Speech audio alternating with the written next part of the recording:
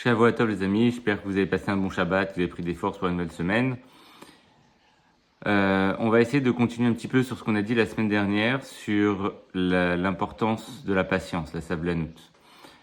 On va essayer de voir surtout les dangers de la précipitation. Donc on a vu la semaine dernière que quand quelqu'un il vient pour faire tchouva, on lui dit attends, sois patient, c'est pas du jour au lendemain que tu vas devenir un grand sadique. Il va stagner à un certain niveau, il va retomber, rechuter, mais il faut persévérer. Sa volonté, c'est ça qui va le sauver et qui, avec la patience, va lui permettre d'accéder au niveau qu'il doit atteindre. Si maintenant quelqu'un veut essayer de brûler les étapes, d'aller trop vite, d'aller plus vite que la machine, il y a un danger. Le danger, c'est quoi? C'est, premièrement, il va avoir trop d'écart entre lui et son entourage et il va perdre contact avec son entourage. Deuxièmement, c'est qu'il va atteindre un niveau qui ne lui est pas destiné et il va s'enorgueillir de ce niveau-là. Il va dire j'ai réussi à atteindre ce niveau-là, même si c'est dans la Gdusha, même si c'est dans la sainteté, il va s'enorgueillir et cet orgueil-là va l'éloigner d'Akadosh Baruch Hu et il risque une chute beaucoup plus importante par la suite. Tandis que si il obtient sa tchouva, son progrès, avec patience, avec beaucoup de prières, beaucoup de tfilot, alors là, les acquis qu'il va avoir, ça va être des acquis solides, basés sur l'aïmouna, sur Akadosh Baruch Hu, et il va savoir que tout ce qu'il va obtenir en termes de sainteté, de Gdusha, il va l'obtenir grâce à Akadosh Baruch Hu, que lui, il n'a fait que prier pour obtenir ces niveaux-là, et c'est un cadeau d'Akadosh Baruch Hu, la tchouva qu'il a obtenue. Ce qu'il faut savoir, on voit d'où on apprend tout ça. On apprend tout ça de nos patriarches, des Avot, Abraham, Yitzhak et Yaakov. Abraham, il a eu 10 épreuves terribles. Je ne sais même pas si nous, on aurait pu surmonter une des épreuves d'Abraham.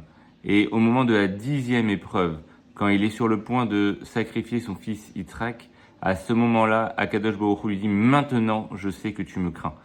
Pourquoi Abraham, il n'a pas craint Akadosh Baruch Hu quand il s'est jeté dans la fournaise ou quand il a dû partir à cause de la famine en Égypte, ou quand il a dû faire la Brit Mila, quand Sarah a été capturée. Tout ça, c'était pas des preuves que Abraham, il craignait déjà Akadosh Baruch Hu. Il a fallu qu'il atteigne cette épreuve, 10e épreuve, après plus de 60 ans, puisque quand il a quitté son pays natal, il avait 75 ans, la Akedat Yitzhak, il en avait 137. Donc, ça fait énormément d'années que Abraham a été testé. Il a fallu des années et des années de tfilot pour acquérir ce niveau d'Abraham. Yitzhak, il a eu des enfants après 20 ans de mariage avec Rivka. Yaakov, il a dû travailler 7 ans pour Rachel. Il s'est fait berner par son beau-père Lavan. Il a eu Léa. Il a dû retravailler 7 ans pour avoir Rachel finalement. Puis 7 ans de plus pour s'acquitter de sa dette envers Lavan, avant de pouvoir retourner paisiblement en Eretz Israël. Donc on voit que les Avot nous ont montré beaucoup de patience dans leur Avodat Hashem, dans leur niveau pour arriver au niveau où ils étaient. À Moshe Rabbeinu, quand il est monté pour avoir l'étape de la loi, il a fallu 40 jours et 40 nuits non-stop pour obtenir l'étape de la loi. Par contre, à l'inverse, tout ce qui s'est fait dans la précipitation avec rapidité a toujours été néfaste. Qu'est-ce qui s'est passé? Par exemple, Abraham, n'ayant pas d'enfant, Sarah lui a proposé sa servante, Agar. Il a été une nuit avec elle, il a obtenu Ishmaël. On connaît le résultat. Le Satan, au mont Sinaï, il leur a montré la vision de Moshe Rabbeinu qui a tardé à descendre, comme si que Moshe Rabbeinu était dans un cercueil.